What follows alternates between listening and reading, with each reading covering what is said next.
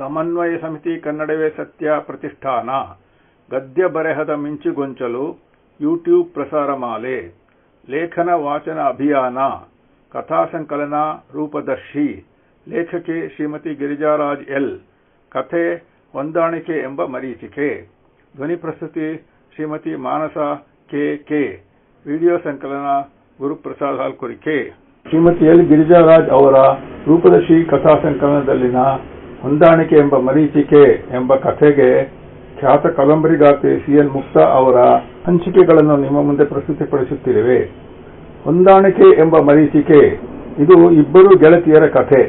ಪತ್ರಗಳ ಮೂಲಕ ಕಥೆ ಬಿಚ್ಚಿಕೊಳ್ಳುತ್ತದೆ. ನಿರ್ಮಲಾ ತನ್ನ ಬಗ್ಗೆ ಏನೂ ಹೇಳದೆ ಗೆಳತಿ ಆಶಾಳ ದುಃಖ ದುಮ್ಮಾನಗಳನ್ನು ಕಡಿಮೆ ಮಾಡಲು ಪ್ರಯತ್ನಿಸುತ್ತಾಳೆ. ಆಶಾಳಿಗೆ ತನ್ನ ಜೀವನದ ಪ್ರತಿಯೊಂದು ಅಂಶವನ್ನು ಗೆಳತಿಗೆ ಹೇಳುವ ತವಕ. ಅವಳ ಮನಸ್ಸು ಚಂಚಲ. ಇಂದು ಇದ್ದಂತೆ ನಾಳೆ ಇಲ್ಲ.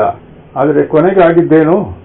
ಕುತೂಹಲ ಹುಟ್ಟಿಸುವ ಕಥೆಯಲ್ಲಿ ಎರಡೇ ಪಾತ್ರಗಳು ಬಂದರೂ ಆ ಪಾತ್ರಗಳ ಮೂಲಕ ಬೇರೆ ಪಾತ್ರಗಳನ್ನು ಪರಿಚಯಿಸುವ ಇಷ್ಟವಾಗುತ್ತದೆ. ಹೆಣ್ಣಿನ ಶೋಷಣೆಗೆ ಮಿತಿಯಿಲ್ಲ ಎಂಬ ಕಟು ಸತ್ಯವು ಕಥೆಯೊಳಗೆ ಅಡಗಿದೆ. ಭರವಸೆ ಹುಟ್ಟಿಸುತ್ತಿರುವ ಕೆಲವೇ ಲೇಖಕಿಯರಲ್ಲಿ ಗಿರಿಜಾರಾಜ್ ಒಬ್ಬರು. ಎಲ್ಲರಿಗೂ ನಮಸ್ತೆ. ನಾನು ಮಾನಸ ಕೆ, ಲೇಖಕಿ, ಕವಿಯತ್ರಿ, ಬೆಂಗಳೂರು. ಸಮನ್ವಯ ಸಮಿತಿ ಕನ್ನಡವೇ ಸತ್ಯ ಪ್ರತಿಷ್ಠಾನದಿಂದ ಕಥಾ ಸಂಕಲನ ಅಭಿಯಾನದಲ್ಲಿ ಗದ್ಯ ಬರಹದ ಮಿಂಚುಗೊಂಚಲು ಯೂಟ್ಯೂಬ್ ಪ್ರಸಾರ ಮಾಲೆಯಲ್ಲಿ ಲೇಖಕಿ ಶ್ರೀಮತಿ ಗಿರಿಜಾರಾವ್ ಎಲ್ ರವರ ಹೊಂದಾಣಿಕೆ ಎಂಬ ಮರೀಚಿಕೆ ಕಥೆಯನ್ನು ವಾಚನ ಮಾಡುತ್ತಿರುವೆ. ಈ ಕಥೆಯಲ್ಲಿ ಲೇಖಕಿ 5 ಪತ್ರಗಳನ್ನು ಉಲ್ಲೇಖಿಸಿದ್ದಾರೆ. ಕೊನೆಯ 2 ಭಾಗದಲ್ಲಿ ಮುಕ್ತಾಯವನ್ನು ಕೂಡ ರಚಿಸಿದ್ದಾರೆ. ಕತೆ ಹೊಂದಾಣಿಕೆ ಎಂಬ ಮರೀಚಿಕೆ. ಮೊದಲ ಪತ್ರ 15/7/2004. ಪ್ರಿಯ ಗೆಳತಿ ನಿರ್ಮಲಾ, ನಾನು ಚೆನ್ನಾಗಿರುವೆ ಎಂದು ಹೇಗೆ ಹೇಳಲಿ? ನಿನ್ನ ಬಳಿ ನನ್ನೆದೆಯನ್ನು ಸುಡುತ್ತಿರುವ ನೋವನ್ನು ತೋಡಿಕೊಂಡರೆ ನನ್ನ ಮನ ಹಗುರಾಗುತ್ತದೆ. ನನ್ನ ಸ್ಥಿತಿ ಉತ್ತಮವಾಗಲು ನೀನೇನಾದರೂ ಸಲಹೆ ಸೂಚನೆ ನೀಡುವ ಹಾಗಿದ್ದರೆ ಕೊಡು. ಗೆಳತಿ, ನಿನಗೆ ಗೊತ್ತಿರುವ ಹಾಗೆ ನಾನೇನು ಕುಂಟಿಯಲ್ಲ, ಕುರುಡಿಯಲ್ಲ. ತಕ್ಕ ಮಟ್ಟಿಗೆ ಚೆನ್ನಾಗಿಯೇ ಇದ್ದೇನೆ. ನನ್ನನ್ನು ಅಷ್ಟೊಂದು ಓದಿಸಿದ್ದರು. ಗಂಡನ ಮನೆಯ ಅಡುಗೆ ಕೋಣೆಯಲ್ಲಿ ನನ್ನ ಜೀವನದ ಬಹುಭಾಗ ಕಳೆದು ಹೋಗುತ್ತಿದೆ. ಹೋದರೆ ಹೋಗಲಿ ಬಿಡು. ಒಂದು ಸಂತೋಷ, ನೆಮ್ಮದಿ ಇದೆಯೇ?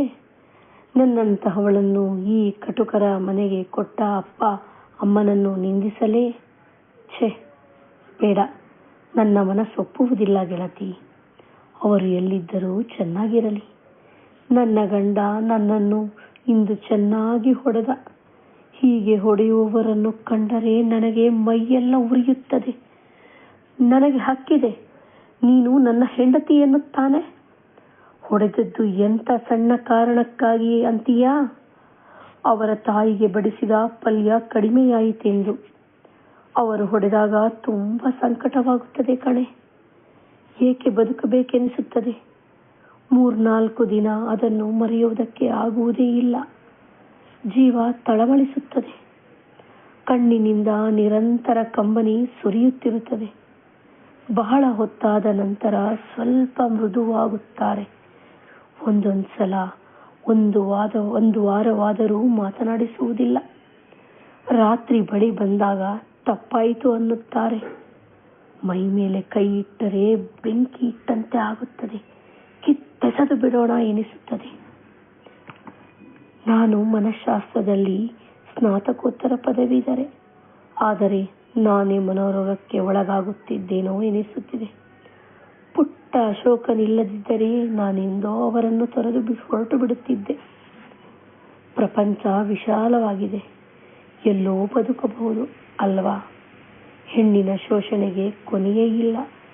ಗಂಡ ಹೆಂಡತಿಯನ್ನು ಪ್ರೀತಿಸುವುದು, ಹೂ ಮುಡಿಸುವುದು, ಸುಮಧುರವಾಗಿ ಅವಳೆಡೆಗೆ ಪ್ರೀತಿ ದನಿಯ ತಂಪೆರುವುದು ಬರೀ ಸಿನಿಮಾ ದೃಶ್ಯಗಳೇನೋ. ಗೆಳತಿ, ನಿನಗೆ ಗೊತ್ತಿದೆ, ನಾನು ಆಗ ಶಾಯರಿಗಳನ್ನು ಬರೆಯುತ್ತಿದ್ದೆ. ಈಗ ನನ್ನ ಬದುಕಿನ ಬಗ್ಗೆಯೇ ಬರೆದುಕೊಳ್ಳಬೇಕಾಗಿದೆ. ಪ್ರೀತಿ ಎನ್ನುವುದು ಮೃದು ಸುಮ ಕೋಮಲ ಹಕ್ಕಿ. ನೀನು ಬಿಗಿಯಾಗಿ ಹಿಡಿದರೆ ಸಾಯುತ್ತದೆ. ನೀನು ಎತ್ತರದಲ್ಲಿ ಹಿಡಿದರೆ ಅದು ಹಾರುತ್ತದೆ. ನನ್ನ ಪ್ರೀತಿ ಹಕ್ಕಿ ಇವರ ಕಠೋರ ಮುಷ್ಟಿಯಲ್ಲಿ ನರಳಾಡುತ್ತಿದೆ. ವಿವಾಹ ವಿಚ್ಛೇದನದ ಬಗ್ಗೆ ಯೋಚಿಸುತ್ತಿದ್ದೇನೆ. ಬದುಕು ಇಲ್ಲಿ ತೀರಾ ಅಸಹನೀಯ ಅನಿಸಿದೆ. ಮಾಡಬೇಕೇನು? ಏನು ಮಾಡಲಿ? ಪತ್ರ ಬರೆ ಗೆಳತಿ. ಇಂತಿ ನಿನ್ನ ಪ್ರೀತಿಯ ಆಶಾ. ಹೊಂದಾಣಿಕೆ ಎಂಬ ಮರೀಚಿಕೆ ಕಥೆಯ 2ನೇ ಪತ್ರ. 15 ದಿನಗಳ ನಂತರ 30/7/2004 ನೇ. ಪ್ರೀತಿಯ ಗೆಳತಿ ನಿಮ್ಮಿ, ನಾನು ತುಂಬ ಚೆನ್ನಾಗಿದ್ದೇನೆ. ನೀನು ಹೇಗಿದ್ದೀಯಾ?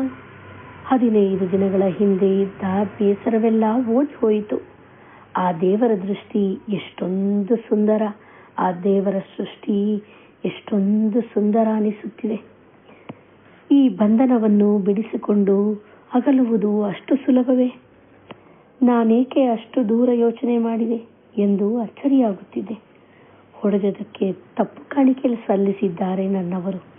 ಕೆನ್ನೆ ತುಂಬ ಮುತ್ತು ಕೊಟ್ಟು ಸುಂದರ ರೇಷ್ಮೆ ಸೀರೆಗಳನ್ನು ತೆಗೆದುಕೊಟ್ಟಿದ್ದಾರೆ. ಸ್ವಲ್ಪ ಮುಂಗೋಪ ನನಗೆ. ಸ್ವಲ್ಪ ಅಡ್ಜಸ್ಟ್ ಮಾಡ್ಕೋ ನನ್ನ ಮುದ್ದಿನ ಮಡದಿ ಎಂದರು. ಗೊತ್ತಾ, ಸೀರೆಗಳು ಎಷ್ಟು ಚೆನ್ನಾಗಿವೆ ಗೊತ್ತಾ?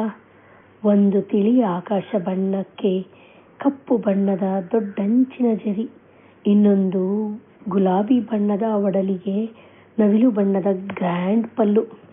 ನನ್ನ ಪುಟ್ಟ ಅಶೋಕನಿಗೆ ಹೊಸ ಬಟ್ಟೆಗಳು. ಸಾರಿ ಕಣೆ, ಇನ್ನೊಂದ್ಸಲ ಹೊಡೆಯುವುದಿಲ್ಲ ಅಂತ ತುಂಬ ಕೇಳಿಕೊಂಡ್ರು. ಛೇ, ಪಾಪ ಅನ್ನಿಸ್ತು ಕಣೆ. ಅವರಮ್ಮ ಪಾಪ ವಯಸ್ಸಾಗಿದೆ, ಇದ್ದುಕೊಳ್ಳಲಿ ಬಿಡು. ನಮ್ಮ ತಾಯಿ